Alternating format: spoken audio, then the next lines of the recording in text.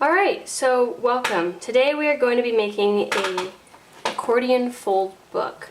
So this is a project for my screen print students, and this is an example of an accordion fold book. So you'll notice that it opens, and accordion books can be read either one page at a time, or they can be unfurled into one continuous image. This is a book in my collection. It was not made by me, but it was made by a student at the University of Georgia when I was a student there. This is a piece about the view from the window on an airplane. So we've got little airplanes, and then these are the clouds. I think it's really sweet. But this is what's really nice about this is it actually shows a basic hardcover wrapped border. So this is the sort of standard hardcover that you would use on even a stitched binding book. So we're going to talk about making that hardcover case, and then simply gluing in our accordion fold book is really straightforward. So I will get into that. So first you want to get ahead and get your supplies. So first of all, I have my ruler, my X-Acto knife, a place to cut on, pencil, you don't need a pen. This is my bone folder. It's actually made out of plastic. Vegan, beautiful. They are usually made out of bone. You can get a Teflon folder if you're feeling fancy. I have here, this is PVA glue. This is a sort of acid-free white glue. It's recommended for bookbinding. It's really quite good. It does dry fairly fast, so you want to work quickly. Now over here, I have my mock-up for this accordion book. So this one's a little bit more vertical. And what I've got here is it's a 6-inch book with a 4-inch fold. And I've left it sort of half done so you can see how I'm going about it. So this is a longer piece of paper than I have. And so what I've done is I've actually seamed the two sheets of paper together, right? And I could keep doing that. I could make this book as long as I wanted it to be, you know? And so that's really exciting. And now here on this particular sheet of paper, it's a little too thin. If I was to be making my finished book, I would want a heavier stock paper. My recommendation is that whatever paper you choose to use, make a practice book in that paper beforehand. This is really critical because things like the thickness of your book block, things like how well that paper will fold. I had a student last year who spent a huge amount of time on her book, only to find that when she went to fold it,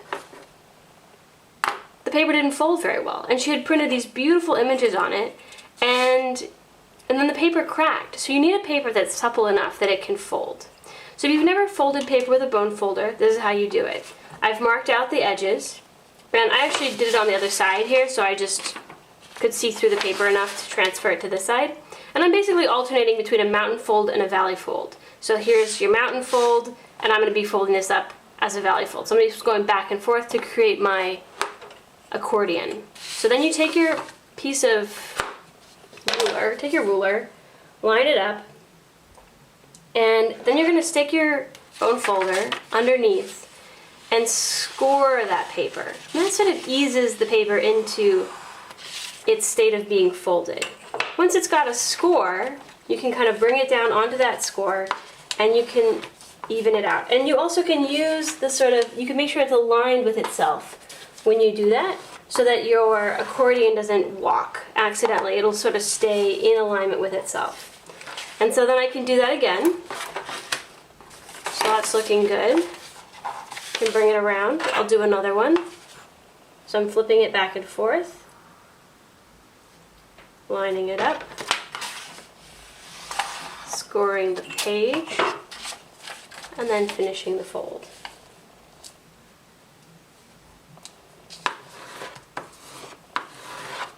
Okay. And if you notice it's a little bit off, I'm going to kind of get that in there before I move on. And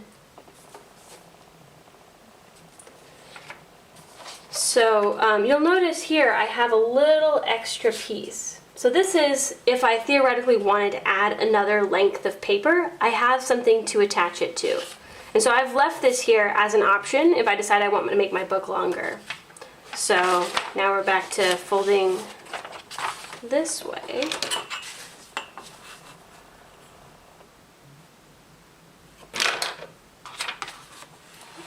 Tilt that up. And you can, now if you don't have a bone folder, you could use a number of things instead of a bone folder. It's just a handy tool. It's nice because it has a point and all that stuff. You could probably use something like a butter knife if you don't have access to a bone folder. Now that I'm thinking about how this is coming together, I've decided that I don't actually want to extend this. I think that two pieces is plenty for this little maquette. So I'm going to go ahead and cut this. So this is my favorite knife. It's an Alpha Silver. I love it because you can snap off your blade if it gets dull, and then it retracts in a way that's really safe. I feel like your X-Acto knife, the caps are always falling off, and then you have like blades in your pencil box when you reach your hand in, and you're like, oh, what do I got? A pencil? No, I got a bloody stab from my X-Acto knife. Okay, moving on here. So we want to kind of make sure that these folds are lining up. We can kind of make slight adjustments here if I need to. Again, just hit it again with the bone folder. Alright, so now we've got our book block. And you want to be really thoughtful about when people open a book, right? You've been trained to read this way.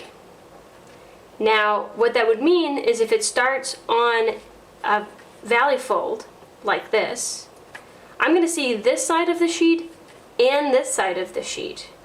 Whereas if it starts on a mountain fold, like this, I don't need to consider the underside of the paper, right? So if I come in this way, which is honestly fine, this would be a great place to put like a title, like, you know, Hannah's collection of, I don't know, drawings. But if I don't want to think about managing both the front and back side of this sheet, I want to put it in this way. And so one of the major factors here is whether or not there's an odd or even number of pages. So that means that this will be the end side, and that's going to be glued down. Now, that's a little tricky because the people will kind of like tug it out. So you might decide that you want to end on this sheet, right? And just cut this one off, right? And so that'll kind of make a little bit more sense when they open it this way, that there isn't something hidden underneath, you know, kind of keeps people from wanting that. So I'm actually going to go ahead and cut this little guy off. It's really a matter of thinking about your content, and I think it's really important to make a mock-up book before you go ahead with your physical book. Just sort of figure out the right number of pages and just see how they're going to lay, right? So now the book opens this way with the mountain fold, and then it's going to end right here. So that means that's giving me an odd number of pages instead of an even number of pages. And I think that's going to be just fine. Alright, so next up I've got my cover and I've got my spine. So I want to go ahead and put this together. So you'll notice on this book here we have also a cover and a spine, and it's all put together. But one of the tricky things about doing this is wrapping the cover so that you don't get little bits of cardboard showing through. Now traditionally you would use something called bookboard. That's what this book is using. I didn't have any bookboard in my stash, so this is just mat board. The key here is you want to use something that is archival. Bookboard is really great because it's acid free. It's what they usually use for hardcover books, but mat board will work in a pinch. It's a little bit more fragile. And so what I'm going to use for the cover here is an old print that didn't make the cut. This is an early proof. I think that using old prints is a great way to recycle books. You know, if you have a print that didn't turn out, like, you can use it as a book cover, you can use it as end paper. It's kind of like a lovely way to incorporate prints that kind of were scrapped for you for whatever reason. So the other thing I wanted to point out here is that I have a cover, a front and back cover, and I've made this a shade bigger than my sheet. And you want to think about, okay, how is this going to fit, right? And I think this is a really good overhang, right? And so what the overhang does, usually the cover is a little bit bigger than the paper. And what that does is when you slide it onto your shelf, the extra thickness of the cover protects your pages. Now you want to be careful with an accordion book because it doesn't have a spine holding the paper in, it can tend to sag. So I recommend that you don't do a overhang any larger than this. And to give you a real number on that, that is about, it's a little over 1/8 of an inch, right? So that's a pretty good border, I think. I think that the artist who did this book maybe gave it a little bit more border than I think is necessary. This starts to make it seem a little bit more, you know, it's just a little too much, right? So think about what that overhang is going to be. Next up, when you take your two book covers, we had this sense that when I cut a rectangle, the rectangle is the same on all sides. But with bookbinding, you can never assume that anything is the same. So kind of put your two book covers together and see, oh look, they're like not exactly the same. But if I turn it like this, they are. So that means that this is the orientation they need to exist at. Okay? That's actually really critical because I want them to actually line up with each other, right? So I actually need this. So I'm going to say this is the orientation that I want to keep. Okay? And my book arts teacher, what she would recommend is just writing it on there. This is the inside. Inside cover. And then this is the top. Alright, that seems good.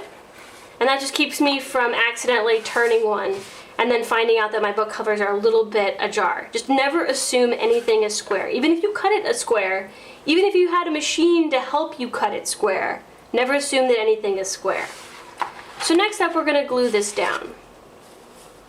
Okay? And I'm going to start out by placing them on the page and deciding how I want to space them. So I'm going to go ahead and center these. I'll just center them like this for now. And I'm going to draw a line underneath, just a really light line. That will help me line it up. Okay.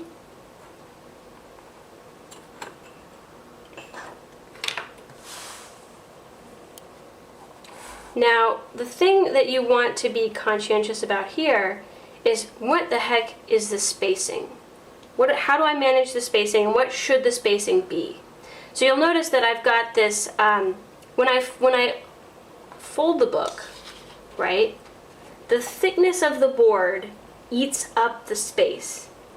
And then the thickness of the spine eats up the space. And so if you don't give your book enough space, if it's too narrow like this, you won't be able to actually close the book. At rest, the book will sit kind of like this, right? And the spine is too tight and it won't actually close. It won't relax, okay? If your spine is too loose, you'll have a lot of movement. I think this spine is actually quite good. So you see how that extra fabric is taken up in the spine. Now, the mat board that I'm using is a little bit thinner than book board, and so I don't need, how much is taken up depends on the thickness of material that you're using. So if I was wrapping, like, I don't know, oaken wood to be my cover, that would be thicker, and I would need to give it more room. So that's just something to consider. So I'm going to go ahead and I'm going to glue down my first one, decide on the spacing once it's glued down, and then go from there. So, gluing. And I have over here, this is my PVA, and I'm going to start out with just putting some on.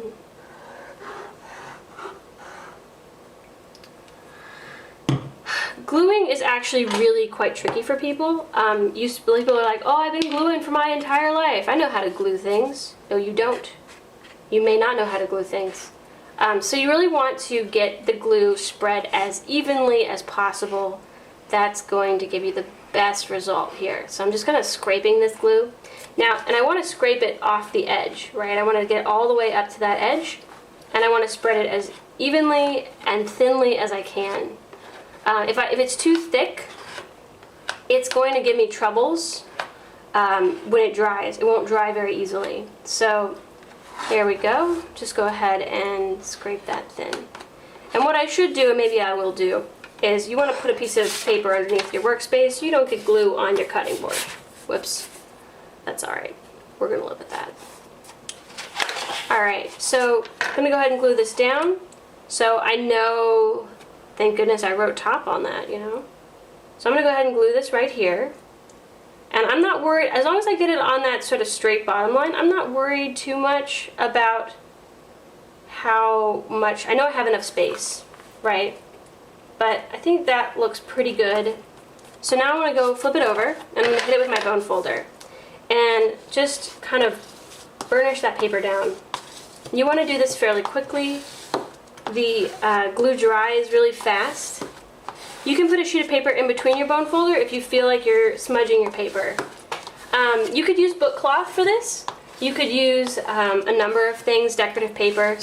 My only caveat is that there's certain decorative papers that are kind of like fibrous and fluffy, and they don't work as well for this because they kind of wear out quickly and they start to fray.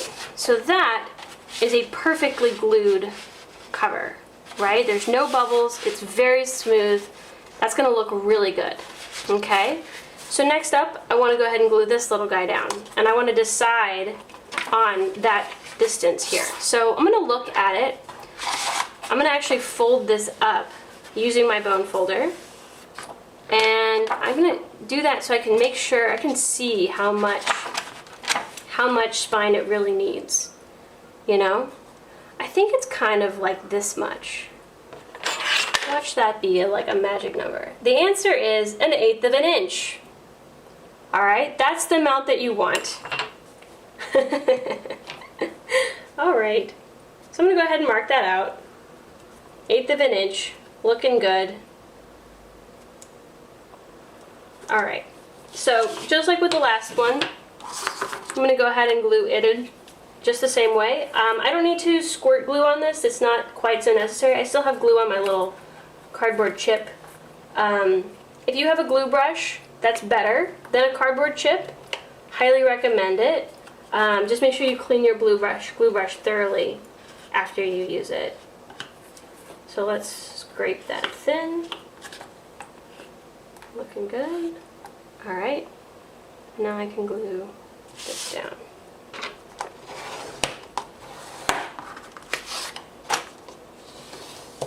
Okay, so that is where I want that to be, and now I have one last cover to glue. So let's go ahead and, woo, don't put the glue on the wrong side. This is why we write it on there, you know? This actually really, you're like, I can keep track of it. No, write it on the cardboard chip. So that looks good, just the same way. Get it nice and even.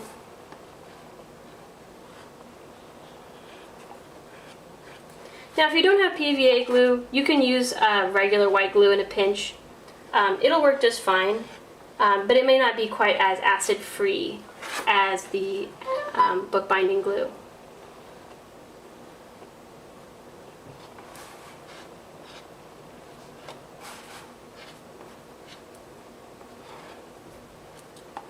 And I put a little bit too much on it this time, so I'm going to scrape off that extra glue.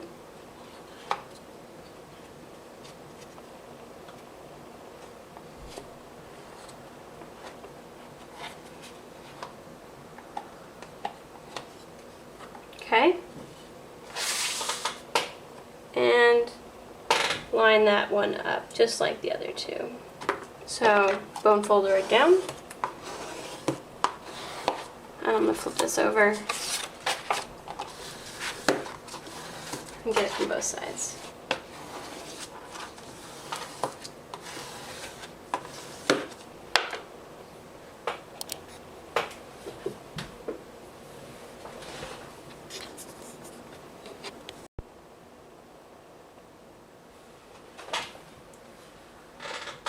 All right, so now we have our book cover roughly glued down.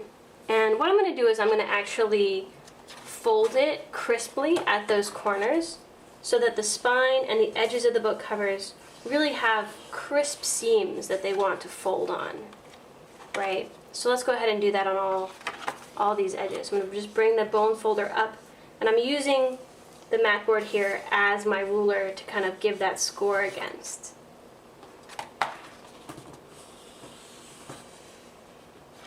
Alright, so you can see here that I may have given a little bit too much space. If it was book board, I think this would be perfect because it's a little bit thicker.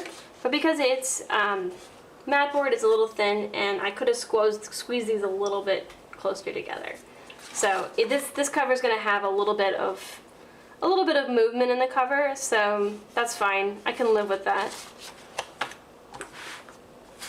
So next up, what I want to do is I want to trim the corners. And this is something that I think people find to be really difficult, so just bear with me here.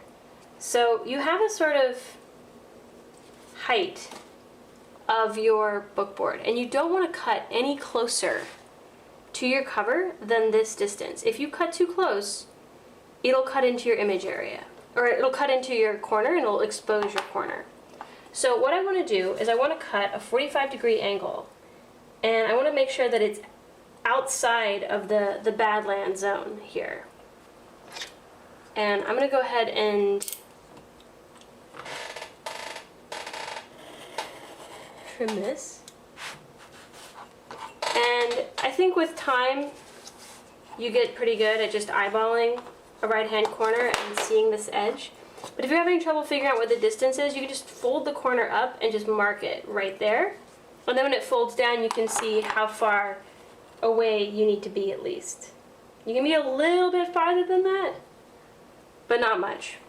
So, and I'm doing my 45-degree cut.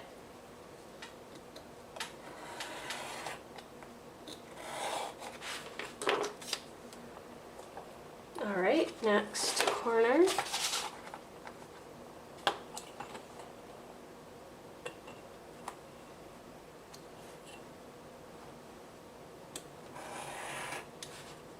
If you don't think you've made it through in a single slice, it's much better to do multiple incisions with the X-Acto knife and sort of pull it over at a pressure you can control and do multiple cuts before you try to move the ruler away. Otherwise, you could risk having the tool jump out of your hands and lose control. So with this, I'm going to actually want to fold two sides over together and then the other sides at once. So I'm going to even out these a little bit. So this is kind of like a small size, but I actually want them to be about the same size. Some of this will be hidden underneath the end paper, but it's just, if anything does show, it's just good for it to all match. So that looks pretty good. Alright, so I'm going to go ahead and score these edges.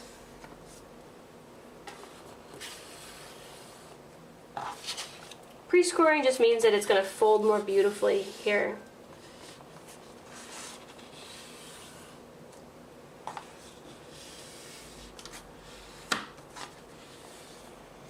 Okay. So next up, I want to make a small incision. And so since I'm folding this side first, what I want to do is I want to cut a little vertical slice from the corner of the book to the end. So this is a little hard to see, but I made this little tiny vertical slice. And if your paper is bulky, then the other thing you want to do is you want to score a little tiny triangle out on this edge here. And this creates a sort of little flap that can then bend around that corner and prevents there from being any part that will show out. And then moving that little triangle reduces the bulk at your corner, while this little piece here will make sure that it's fully covered. Okay? But the key here is that you need to do this opposite corners. So I want to go do the vertical this way, and I want to have the little triangle on this side. So I'm going to rotate it and you guys can see. So just like on this top side, I want to cut straight down, and then I want to do a little tiny triangle. Now there's a couple different ways to do this, but my book teacher was, she's like, this is the archivist way to do it. So I'm going to take that as code as it being the ideal way to do it. So again, I'm going to do it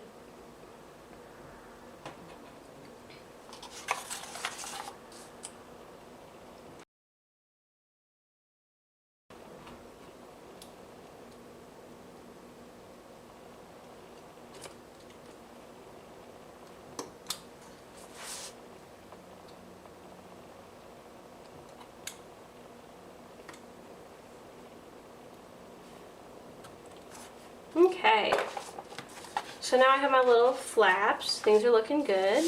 So I'm going to come in with the glue here. Put my little glue page underneath and just spread it out.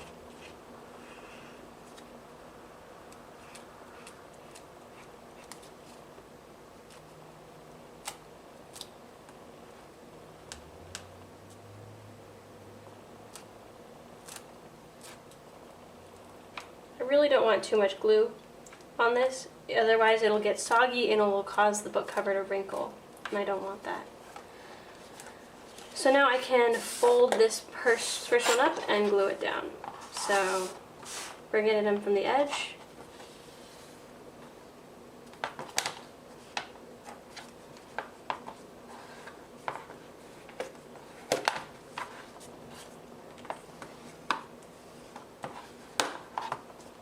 And make sure that you've got that crisp seam pulled tight. And make sure you glue down now your little tabs.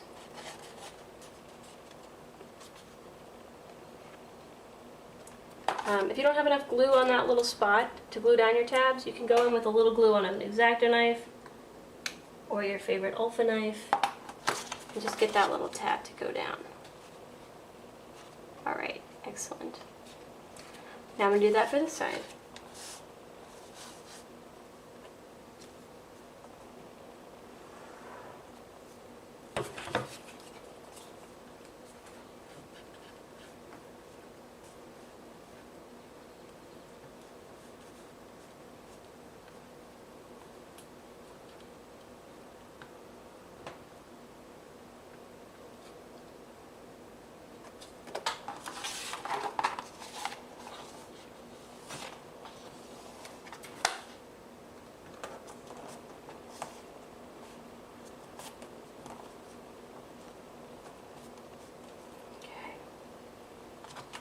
Yet again, I'm going to get a little bit more glue on my knife.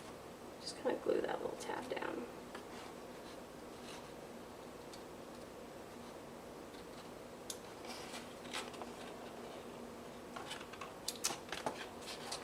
Same for this side.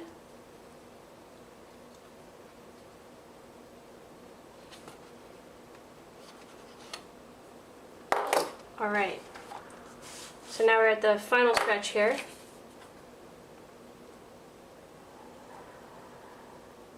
Go along that top edge. Try not to get glue on the underside of your book. It isn't beautiful, so just be careful. I should have a paper underneath my workspace, but I'm just kind of playing it dangerous here. But you shouldn't play it dangerous. You see how I'm squirting the glue off the edge? That's going to give me the really crisp glue down at the edge, but I'm just going to scooch it away from that area.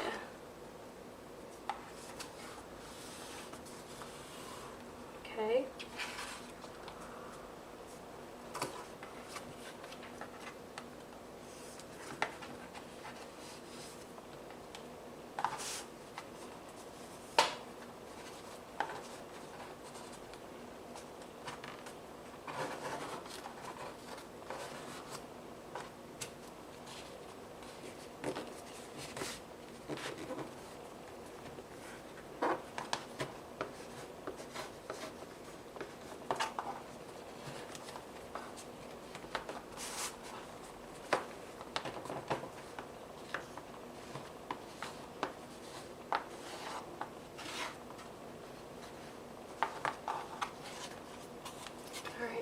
And the last one. Oh, that's a little bit too much glue on that side.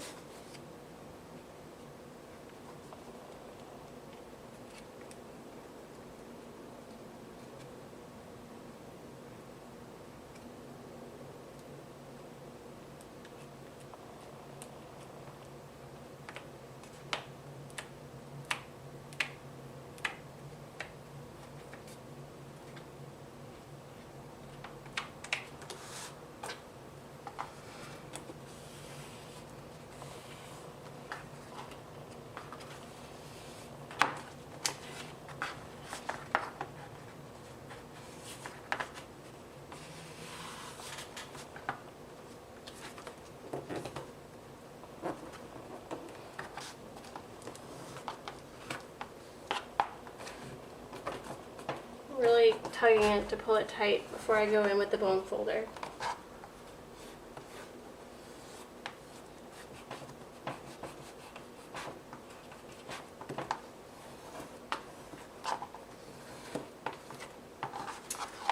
Alright, so now I have a cover.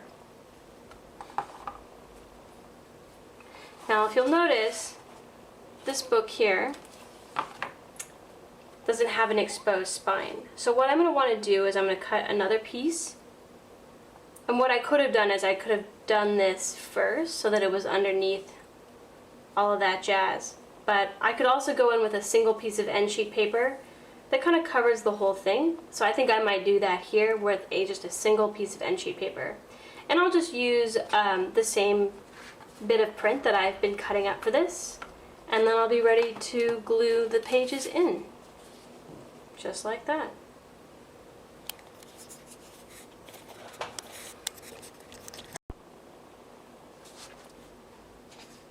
So I've cut myself a new piece out of the same print that I've been using to cut up this print. Now, end binders are often a chance for you to throw in like a pattern or a pop of color. Today I'm just using the same image kind of on the inside and out for a little continuity. That's totally fine. So I'm going to go ahead and glue out this one.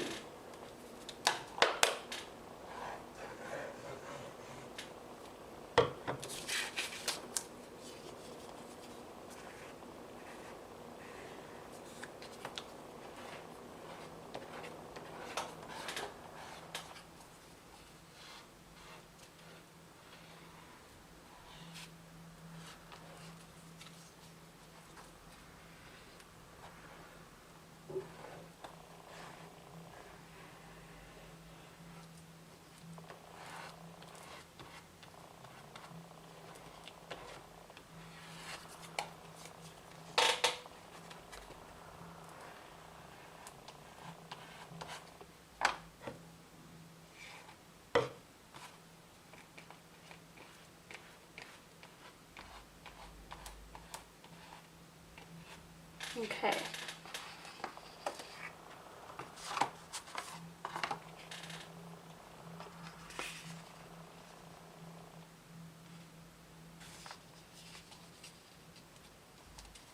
So this is cut to size, so placing it shouldn't be that hard.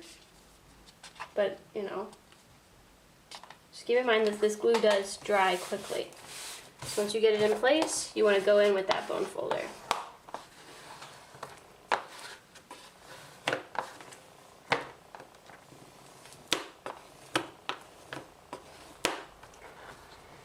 Now, I don't know if this was the best paper choice for this end paper. It was what I had on hand, and you know, people are all over the world working with what they have on hand, you know, so just kind of don't be too hard on yourself right now. It's a little thick for end paper. I think a thinner weight paper would work a little better for this. I'm noticing that there's a little spot here that didn't glue down, so I'm just gonna peel it back and kind of get in there with a little bit more glue. Just a little touch up there. Get you down. I have a cover. Now I could at this point glue this down right here. Now keep in mind this is the way that we're actually gluing it down this way, right, because we trimmed that. But I am going to save this until I have content in my little book. I think I'd like to have images on there, and I would like to do it with a slightly thicker paper. But it would be the same process for everything else. I would just apply glue to this back page and glue it down and burnish it into place. And then I would have it. One little accordion book. Alright, well thank you so much.